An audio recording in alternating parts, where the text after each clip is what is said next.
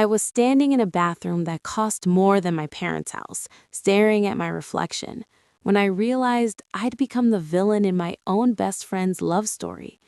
My name is Maya, and 3 months ago, I almost destroyed the person who knew me better than anyone else in the world. Before we get into this, hit that subscribe button right now. Trust me, you'll want to follow this channel for more stories like this. Now let's get back to how I became someone I didn't recognize. Jenna and I met when we were 7. Scraped knees, shared secrets, the kind of friendship where you don't need to finish your sentences because the other person already knows what you're thinking. We grew up in a small town where everyone knew everyone's business. Her family wasn't rich, neither was mine. We dreamed together about leaving, about making something of ourselves, about never letting anything come between us. Fast forward to college, we both got into NYU, shared a cramped dorm room that smelled like instant ramen and cheap perfume. Everything was perfect. Until she met him. Marcus Hamilton, 28, tech billionaire, self-made at 23 when his app sold for $400 million. And Jenna? She was a 21-year-old art history major who worked part-time at a coffee shop just to afford textbooks. I watched it happen in real time. The casual coffee shop flirtation, the first date, the moment he picked her up in a car that cost more than we'd make in 10 years combined.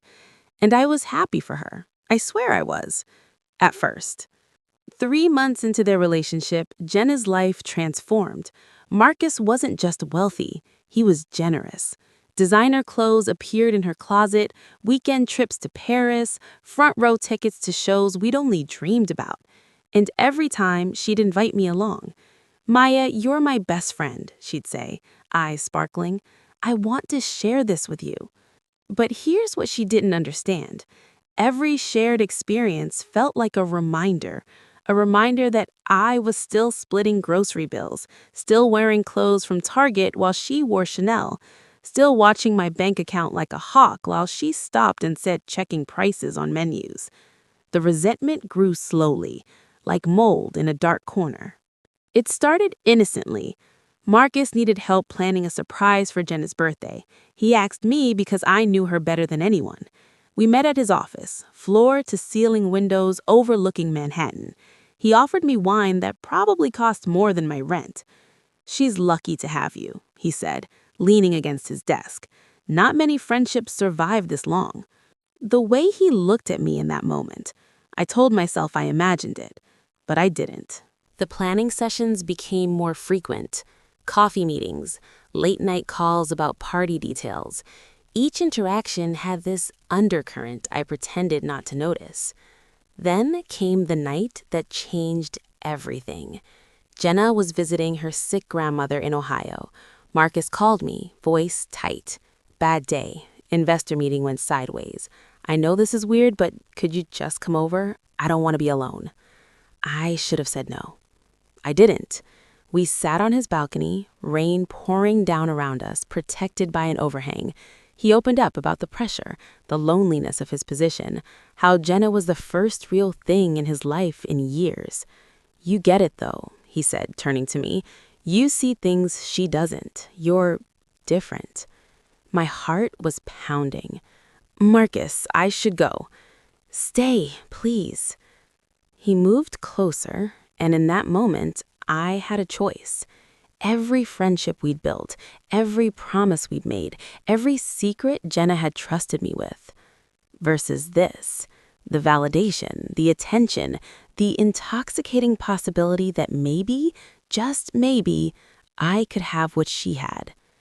I leaned in. Our lips were inches apart when my phone buzzed. A text from Jenna. "Miss you, bestie. Can't wait to see you tomorrow. Love you forever." I pulled back like I'd been electrocuted. "I have to go," I whispered, grabbing my bag. Marcus caught my wrist. "Maya, wait." "This never happened," I said, and I ran. I didn't sleep that night. I kept replaying it, the almost kiss, the betrayal that never technically happened but felt just as real. And then I realized something that made my blood run cold. Marcus had planned it. All those meetings, he could have hired a party planner. The late night call, he had 100 people he could have reached out to.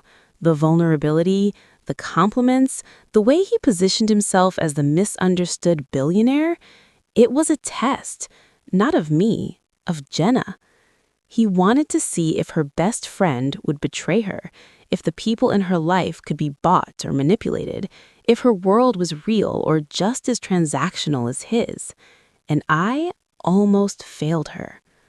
The next day, I told Jenna everything, every meeting, every moment, everything leading up to that night. I watched her face go through every emotion, confusion, hurt, anger, and then something I didn't expect: calm. She looked at me with those eyes that had seen me at my worst and best. "I know," she said quietly. "What?"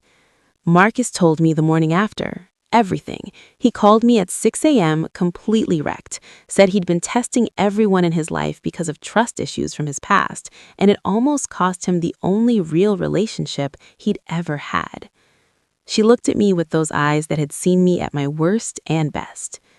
"He's getting therapy now, real therapy, because he realized how toxic that behavior was." "But why are you still with him?" I asked. "Because he's trying to change, and because—" She paused. "You stopped, Maya. When it mattered most, you chose me. That's what I'm holding on to." "Can you forgive me?" My voice cracked. She reached across the table and grabbed my hand. "You're human. You felt left behind. I get it now. I should have been more aware of how my new life was affecting you." We both cried in that coffee shop, the same one where Jenna had met Marcus, full circle. Jenna and Marcus broke up 6 months later, not because of what happened, but because she realized she'd been living his life instead of building her own. She's now running her own art gallery, modest, real, hers. Marcus sent her a final text. "Thank you for teaching me what authentic looks like.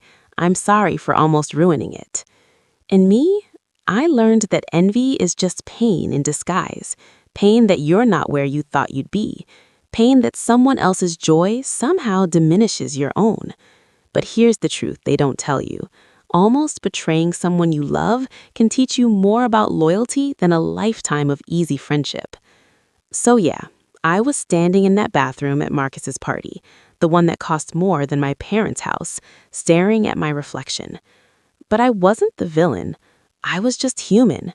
And sometimes that's the hardest thing to forgive yourself for being.